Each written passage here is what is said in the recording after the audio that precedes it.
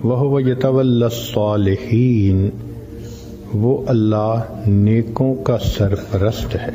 سرپرست کہتے ہیں کہ جو کسی کا ذمہ دار ہو، اس کی تعلیم دلانے کا، اس کی صحت کا خیال رکھنے کا، اس کے کھانے پینے کا، اس کے نفع اور نقصان کا جو ذمہ دار ہو اس کو سرپرست کہتے ہیں۔ مثال کے طور پر بیٹا ہوتا ہے تو باپ اس کا سرپرست کہلاتا ہے۔ کئی مرتبہ باپ فوت ہو جائے تو یا دادا اس کو سرپرستی میں لے لیتا ہے یا چچا سرپرستی میں لے لیتا ہے، مگر سرپرست وہی ہوتا ہے جو اس کی ہر چیز کا ریسپانسیبل ہو۔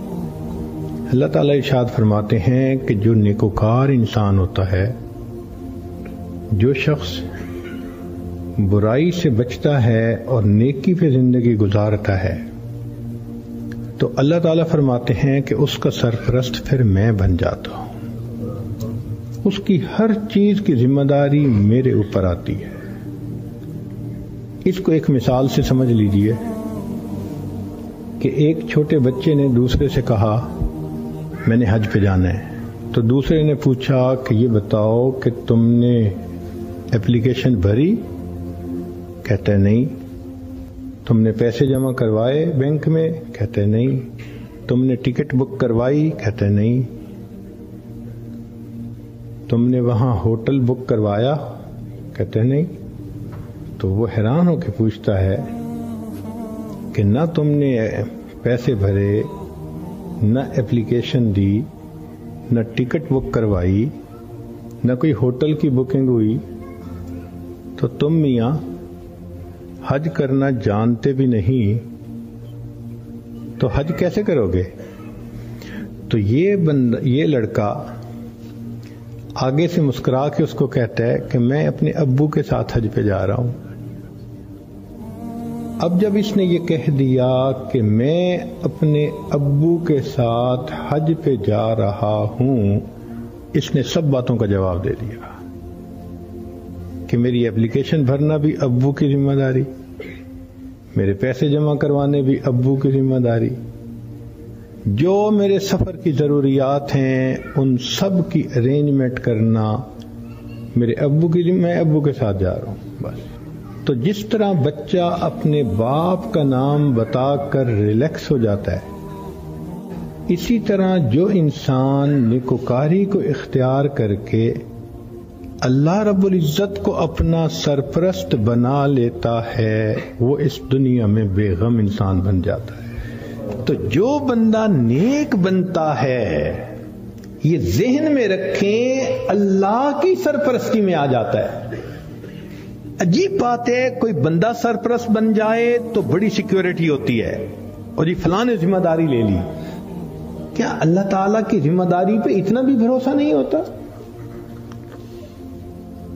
یہ چھوٹی سی بات نہیں ہے کہ وَهُوَ يَتَوَلَّى الصَّالِحِينَ، وہ اللہ نیکوکاروں کا سرپرست ہے۔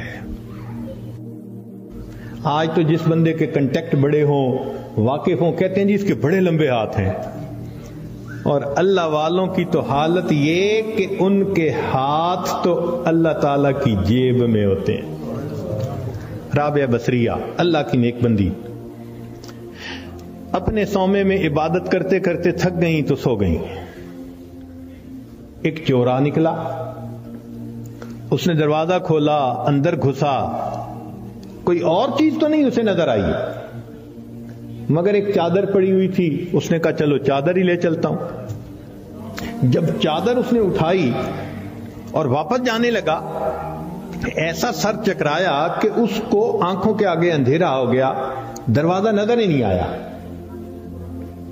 تو وہ بہت کنفیوز ہوا اور اس نے چادر نیچے پھینک دی۔ جیسے ہی نیچے پھینکی، دروازہ نظر آیا، تو اب اس پہ خوف طاری ہو گیا اور وہ باہر نکلنے لگا۔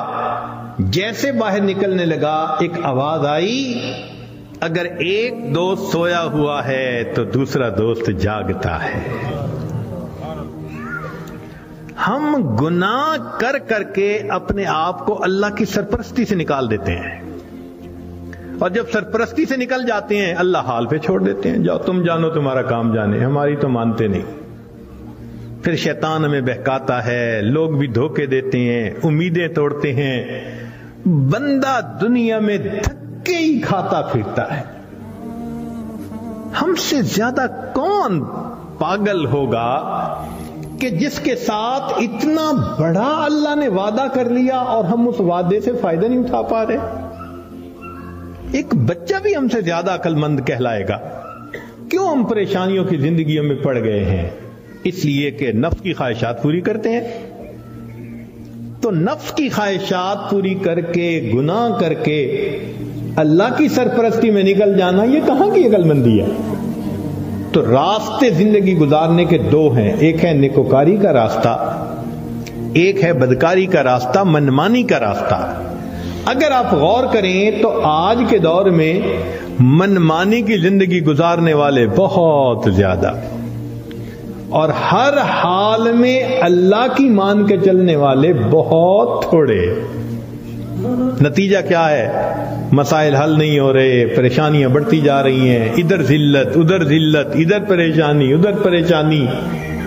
اس کی وجہ یہ ہے کہ ہم نے اپنے آپ کو اللہ کی سرپرستی میں دیا ہی نہیں ہے۔ اگر دے دیتے تو دنیا میں اللہ ہمارے تمام غموں کے لیے کافی ہو جاتے۔ ہماری مثال تو وہ ہے کہ کوئی بلینر انسان ہو اور اس کا بندہ چپڑاسی کی نوکری کے لیے درخواست دیتا پھرے، تو ہر بندہ کہے گا یار تمہارا باپ تو بلینر ہے اور تم پی این کی جاب کے لیے درخواست دے رہے ہو، سویپر کی جاب کے لیے، یہ کیا؟ وہی حال ہے۔ اللہ تعالی ہمیں اپنے سرپرستی میں لینے کے لیے وعدہ فرما رہے ہیں، اور ہم اللہ کے وعدے پر آنے کی بجائے خود دنیا کے جھمیلوں میں اپنے رزق کو تلاش کرنے میں لگے ہوئے ہیں۔ اور جب تک ہم اللہ کی سرپرستی میں نہیں آئیں گے ہماری پریشانیاں ختم نہیں ہوں گی۔ ہم نے دنیا میں دیکھا ہے پرائی بکری کو کوئی گھاس نہیں ڈالتا۔ ہم نے کلمہ تو پڑھا نا، تو لیبل تو لگ گیا نا کہ یہ مسلمان ہیں۔ اب اگر اللہ کے در سے بھی کچھ نہ ملے تو کسی اور در سے کیا ملے گا؟ بلکہ ہم نے تو دیکھا ہے کہ جس کتے کے گلے میں پٹے کا نشان ہو نا، اس کو ہر کوئی دھتکار دیتا ہے، جائے اپنے مالک کے دروازے سے کھائے۔ بالکل ہمارا یہی حال ہے، جدھر رخ کرتے ہیں ہمیں دھتکارا جاتا ہے، جاؤ اپنے رب سے مانگو جا کے۔ اور رب سے مانگنے کے لیے نیک ہم بن نہیں رہے، تو ہمارے پاس کوئی دوسری آپشن نہیں سوائے اس کے کہ زندگیوں کو بدلیں، نیکی پہ آئیں، اللہ تعالی ہمیں اپنی سرپرستی میں لے لیں، پھر اللہ تعالی ہمارے الٹے کاموں کو بھی سیدھا کر دیں گے، ہماری پریشانیوں کو اللہ ختم فرما دیں گے۔ زندگی گزارنے کا اس سے بہتر کوئی دوسرا راستہ نہیں ہو سکتا۔ صلی اللہ